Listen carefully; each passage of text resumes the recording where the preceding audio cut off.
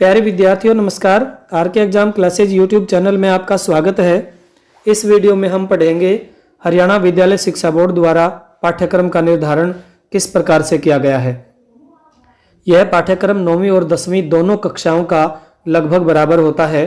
केवल इन दो प्रश्नों में 9th कक्षा में 5-5 अंक के होते हैं और 10th कक्षा में ये दोनों प्रश्न 4-4 अंक के होते हैं। यहाँ जो 2 अंक 9th कक्षा की अपेक्षा 10वीं में जो कम किए गए हैं वो है एक प्रश्न अव्यय से संबंधित। अव्यय जो पूछा जाता है वो 10वीं कक्षा में होता है और 9वीं कक्षा में अव्यय से संबंधित कोई प्रश्न नहीं पूछा जाता। बाकी सारा प्रश्न पत्र एक जैसा होता है, इसलिए 9वीं और 10वीं कक्षा के विद्यार्थी इस पर ध्यान दें। प्रश्न पत्र को 5 खंडों में बांटा गया है। हम पहले खंड का अध्ययन करते हैं। पहले खंड में क्या आएगा? यह अपठित अवबोधन है, अर्थात एक ऐसा गद्यांश जो हमने पाठ में नहीं पढ़ा, ऐसा गद्यांश आता है और उससे संबंधित प्रश्न पूछे जाते हैं। इसके लिए 10 अंक का निर्धारण किया गया है। अपठितम गद्यांशम पठित्वा, अपठित गद्यांश को पढ़ करके प्रदत्त प्रश्नानाम उत्तराणि यथा निर्देशम संस्कृतेन लिखत। एक अपठित गद्यांश को पढ़ करके उसमें दिए हुए प्रश्नों के उत्तर निर्देश के अनुसार संस्कृत में लिखने हैं। अब इसको कैसे करना है, कैसे इसको डिवाइड किया गया है, आइए इसका अध्ययन करते हैं। पाठ्यक्रम के अनुसार यहाँ पर है अधोलिखितम गद्यांशम पठित्वा प्रदत्त प्रश्नानाम उत्तराणि यथा निर्देशम संस्कृतेन लिखत। नीचे लिखे हुए गद्यांश को पढ़ करके दिए हुए प्रश्नों के उत्तर निर्देश के अनुसार संस्कृत में लिखिए। अब यहाँ पर एक गद्यांश दिया है, इस गद्यांश को अच्छी प्रकार से पहले पढ़ लेना है, फिर उसके उत्तर इस प्रकार से देने हैं। पहला, इस गद्यांश के उत्तर 4 भागों में डिवाइड किए गए हैं।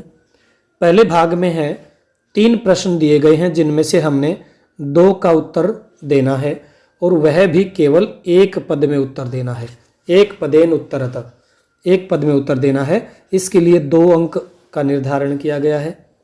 दूसरा भाग जो है इसमें है पूर्ण वाक्य में उत्तर देना है। पूर्ण वाक्य में उत्तर दीजिए और यहाँ भी केवल 2 प्रश्नों के उत्तर देने हैं और प्रत्येक प्रश्न के 2 अंक हैं, यानी 4 अंक हो जाएंगे। पूर्ण वाक्य में इनमें से 3 प्रश्नों में से हमने केवल 2 प्रश्नों के उत्तर पूर्ण वाक्य में देने हैं और प्रत्येक प्रश्न के अंक हैं 2। इस प्रकार से 4 अंक, 4 और 2 इधर 6 अंक हो गए। अब अगला जो प्रश्न है उसे देखिए। अगले प्रश्न में, अगले भाग में जो स है, तृतीय भाग में, यहाँ पर अस्य अनुच्छेदस्य कृते उचितम शीर्षकम संस्कृतेन लिखत। इस अनुच्छेद का शीर्षक लिखना है जिसके लिए 1 अंक निर्धारित किया गया है। आपको यहाँ इसका शीर्षक लिखना है। शीर्षक का मतलब होता है कि किस टॉपिक पर, किस विषय पर इस गद्यांश में चर्चा की गई है, वह यहाँ पर हमने लिखना है। और इससे जो अगला प्रश्न है, चतुर्थ भाग, चौथा भाग है, यह आपके लिए और भी सरल दे दिया गया है। यहाँ पर हमने क्या करना है, निर्देश के अनुसार उत्तर देने हैं। केवल प्रश्न त्रयम, केवल 3 प्रश्नों के उत्तर देने हैं। 4 प्रश्न दिए हुए हैं और प्रत्येक में ऑप्शन दिए हुए हैं। इनमें से आपको उत्तर छांट कर लिखना है और उसके लिए 3 अंक निर्धारित किए गए हैं, यानी हमने 3 प्रश्न करने हैं, तीनों का 1-1 अंक है। तो प्यारे बच्चों, यह जो पहरे में से, गद्यांश में से जो प्रश्न छांटे जाते हैं, प्रश्न छांटने का जो एक 10 अंक का जो प्रश्न आता है, यह 10 अंक का प्रश्न, पहले केवल 5 प्रश्न करने होते थे 2-2 अंक के। अब यह विद्यार्थियों के लिए बहुत सरल हो गया है। एक शब्द में उत्तर देना है, पूर्ण वाक्य में उत्तर देना है और एक शीर्षक लिखना है और यहाँ पर 3 प्रश्नों के उत्तर विकल्प में से छांट कर लिखने हैं। द्वितीय खंड है जो दूसरा खंड, खंड ख, इसमें क्या है, रचनात्मक कार्यम। रचनात्मक कार्यम, इसमें एक प्रश्न में दिया जाएगा यहाँ पर प्रार्थना पत्र। प्रार्थना पत्र में 4 रिक्त स्थान होंगे, 4 रिक्त स्थान होंगे जिनके लिए 4 अंक का निर्धारण किया गया है। और नीचे एक मंजूषा में 4 शब्द दिए होंगे जिनमें से हमने छांट करके उचित स्थान पर लिखना है। इससे अगला प्रश्न है चित्र आधारित प्रश्न। यथा निर्दिष्टम चित्रम दृष्ट्वा मंजूषायाम प्रदत्त पदई उचित रिक्त स्थानानि पूरयत। इसको चित्र को देख करके हमने इन प्रश्नों के उत्तर देने हैं, अर्थात रिक्त स्थान हैं जो 4 अंक जिसके लिए निर्धारित किए गए हैं।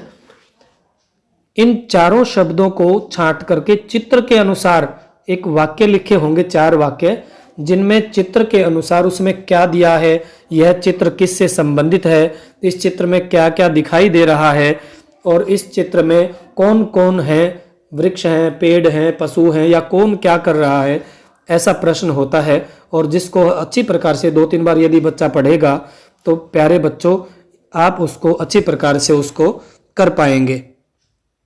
अगला जो प्रश्न है खंड ग। जो खंड ग है यह पूर्ण रूप से पुस्तक पर आधारित है, पाठ्य पुस्तक पर आधारित है। इसमें हमारे सिलेबस में ये 10 पाठ हमारे सिलेबस में हैं 2025-26 में। इन 10 पाठों में से ही इनसे संबंधित प्रश्न क्या किस प्रकार से पूछे जाएंगे इसका इस खंड में निर्धारण किया गया है। अब देखिए पहला प्रश्न क्या होता है। पहले प्रश्न में यहाँ पर गद्यांश, गद्यांशस्य हिंदी भाषया सप्रसंग सरलार्थम, 2 गद्यांश दिए होते हैं जिनमें से हमने एक का सरलार्थ प्रसंग सहित हिंदी भाषा में लिखना है, जिसके लिए 4 अंक का निर्धारण किया गया है। इसी प्रकार से अगला प्रश्न है श्लोकस्य हिंदी भाषया सप्रसंग सरलार्थम, श्लोक का प्रसंग सहित सरलार्थ। 2 श्लोक दिए जाएंगे, 2 श्लोकों में से हमने एक श्लोक को करना है और 4 अंक का निर्धारण किया गया है। इससे जो अगला प्रश्न है इसमें है द्वयो सूक्तयो भावार्थम लिखत। 4 सूक्तियां तुम्हारे परीक्षा पत्र में दी जाएंगी और 4 सूक्तियों में से तुमने 2 सूक्तियों को करना है, 2 सूक्तियों के भावार्थ को लिखना है। सूक्ति का भावार्थ अगर आपके समझ में नहीं आए तो आप उस सूक्ति का अर्थ समझ करके आप लिख सकते हैं कि उससे हमें क्या शिक्षा मिलती है, वही उसका भावार्थ होता है। अब इसके अथवा में एक प्रश्न आता है श्लोकस्य अन्वयम मंजूषातः उचित पदानि चित्वा पूरयत। एक श्लोक का अन्वय लिखा हुआ मिलेगा, उस अन्वय में से जो रिक्त स्थान दिए गए हैं उन रिक्त स्थानों को नीचे लिखे हुए शब्दों में एक मंजूषा, एक बॉक्स बना होगा जिसमें 4 शब्द लिखे होंगे। उन 4 शब्दों में से छांटकर हमने इस अन्वय में लिखना है, उचित स्थान पर लिखना है। तो इसके लिए 4 अंक निर्धारण किए गए हैं। इन दोनों में से आप एक प्रश्न कर सकते हैं, चाहे आप सूक्ति से संबंधित प्रश्न कर दीजिए, चाहे आप अन्वय से संबंधित प्रश्न कर दीजिए। दोनों को नहीं करना, केवल एक को ही करना है, आपके 4 अंक निर्धारित हो जाएंगे। इसके बाद जो अगला प्रश्न है उसमें एक गद्यांश आएगा। गद्यांश में 3 प्रश्न पूछे जाएंगे जिसका 3 अंक जिसके लिए निर्धारित किए गए हैं। जो 3 प्रश्न पूछे जाएंगे इस गद्यांश भाग में से छांट करके उनके उत्तर पूर्ण वाक्य में देना है। ये ध्यान रखना प्यारे बच्चों, पूर्ण वाक्य में उनका उत्तर लिखना है। और इससे अगला है, इसमें श्लोक है।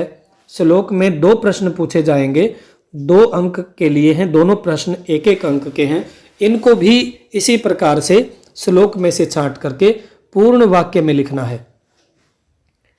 अब इसके बाद जो अगला प्रश्न है वो है प्रश्न निर्माण, 3 अंक का। यहाँ पर आपको या तो रेखांकित शब्द मिलेगा या फिर स्थूल पदानी, मोटा डार्क अक्षर मिलेंगे, जिनको हटा करके पूरे वाक्य में उनकी जगह हमने एक ऐसा शब्द लिखना है जिससे वह वाक्य प्रश्नवाचक बन जाए, जिससे उस वाक्य में प्रश्न की छटा झलके। और इससे अगला जो प्रश्न है इसमें प्रश्न पत्रे लिखित श्लोकान विहाय, प्रश्न पत्र में लिखे हुए श्लोकों को छोड़ करके पाठ्य पुस्तकात, पाठ्य पुस्तक से एकम कंठस्थ श्लोकम, एक कंठस्थ श्लोक संस्कृत भाषया लिखत, संस्कृत भाषा में लिखिए। इसका तात्पर्य है प्यारे बच्चों, जो प्रश्न पत्र में श्लोक आए हुए हैं उन श्लोकों को छोड़ करके कोई एक श्लोक हमने पाठ्य पुस्तक में से लिखना है, जिसके लिए 4 अंक का निर्धारण किया गया है। 4 अंक आपको मिलेंगे और वो श्लोक आप किसी भी पाठ से जो हमारे सिलेबस में लगते हैं उनमें से किसी भी पाठ में से हम लिख सकते हैं। अब इसका सरल तरीका क्या है, आप किसी भी एक पाठ के जो श्लोक से संबंधित पाठ हैं, पहला पाठ, उसके बाद सुभाषितानि, उसके बाद सूक्तयः और अन्योक्तयः, इन चारों पाठों में से आप किसी भी पाठ के लगातार क्रम से 3 श्लोक याद कर लीजिए, आपके पेपर में 4 अंक पक्के हो जाएंगे। इसका चतुर्थ भाग, चौथा खंड जो है, इसमें क्या है, अनुप्रयुक्त व्याकरणम, संधि 2 नंबर की। संधि की परिभाषा आती है प्यारे बच्चों 2 नंबर की, जिसका हमने परिभाषा को तो लिखना होता है हिंदी में और उदाहरण को लिखना होता है संस्कृत में। ये ध्यान रखना, परिभाषा हिंदी में लिख देंगे लेकिन उदाहरण संस्कृत में ही लिखना। प्यारे बच्चों, अगर आपको लगता है वीडियो उपयोगी है तो चैनल को सब्सक्राइब जरूर कर दें, ताकि और वीडियो डाली जाएं तो तुरंत आपको उसका पता चल जाएगा, और दूसरे साथियों तक भी इस वीडियो को शेयर करें, जिससे वीडियो अधिक से अधिक साथियों तक पहुंचेगी तो ज़्यादा से ज़्यादा विद्यार्थियों को इसका फ़ायदा होगा। प्यारे बच्चों, आगे पढ़ते हैं। अब क्या है, कारक 2 नंबर का, यहाँ पर कारक की परिभाषा आएगी। संधि की तरह से ही हमने इसकी भी परिभाषा हिंदी में और उदाहरण को संस्कृत में लिखना है। इसी प्रकार से समास 2 नंबर की, समास की परिभाषा आएगी, परिभाषा हिंदी में और उदाहरण संस्कृत में लिखना है। तो प्यारे बच्चों, ये 6 अंक हैं। ये 6 अंक ऐसे हैं, 9वीं कक्षा का विद्यार्थी एक बार यदि संधि, कारक और समास को याद कर लेता है तो ये 12वीं कक्षा तक प्रत्येक वर्ष पूछे जाते हैं 2-2 अंक के, इसलिए इनको अच्छी प्रकार से पहले ही कर लेना चाहिए।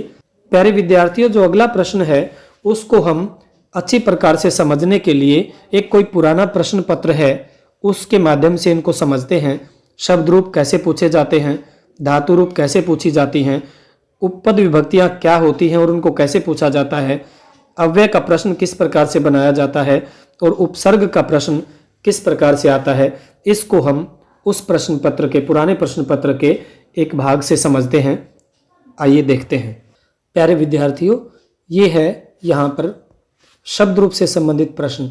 जो पहला प्रश्न है शब्द रूप से संबंधित, इसमें किस प्रकार से प्रश्न पूछे जाते हैं।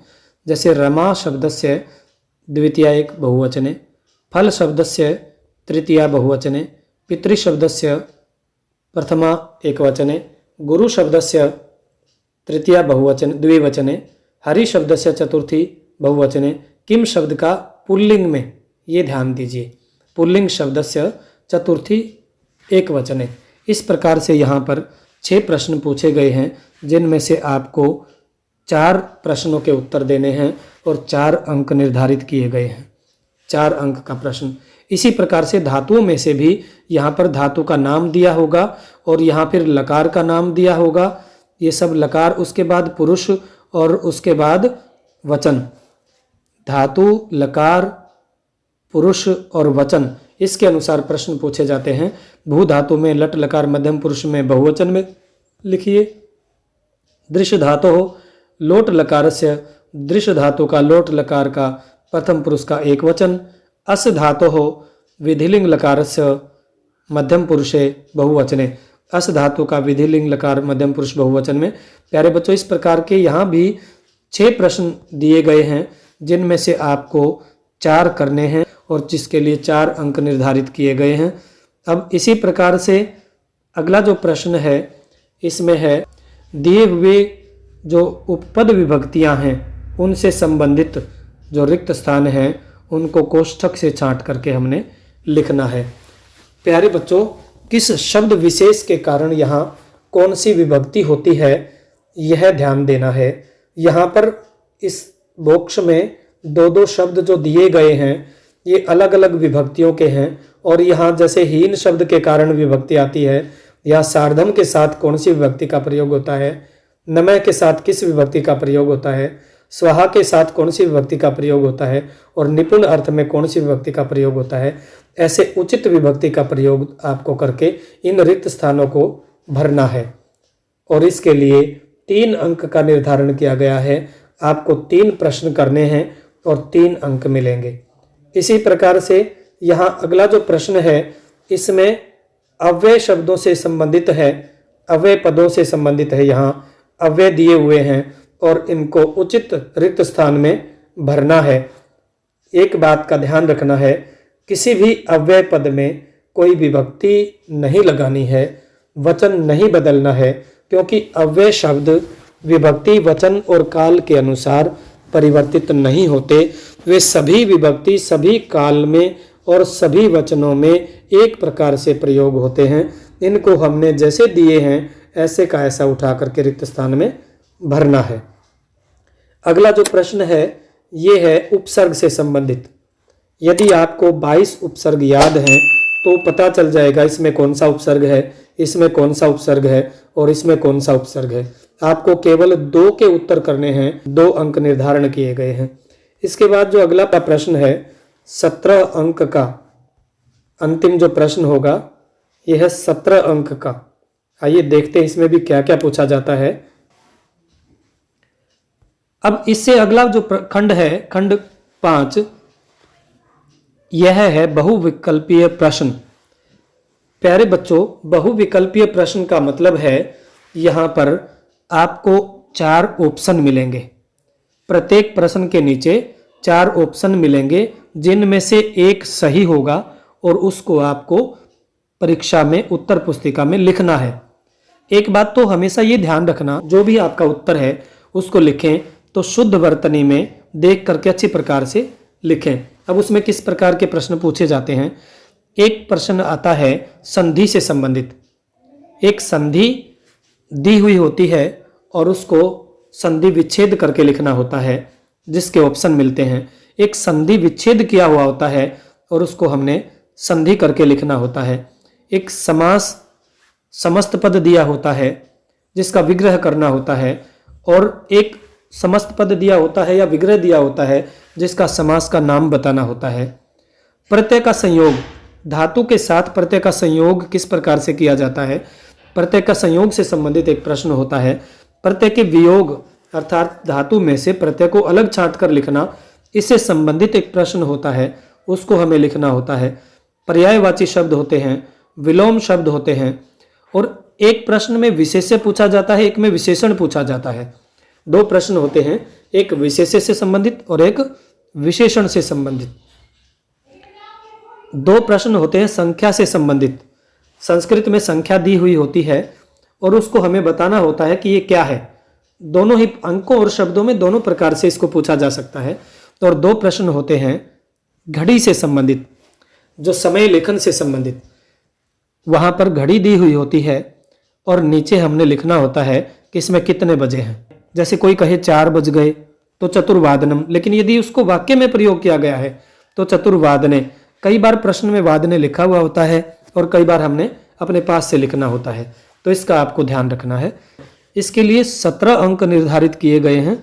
यह आपका पूर्ण प्रारूप जो है प्रश्न पत्र का वो आपके सामने है। इसके हिसाब से यदि आप तैयारी करते हैं तो मुझे लगता है प्यारे बच्चों आप अपने अंक 5-10 अंक बढ़ाने में कामयाब हो जाएंगे। इसके अनुसार आप तैयारी कीजिए।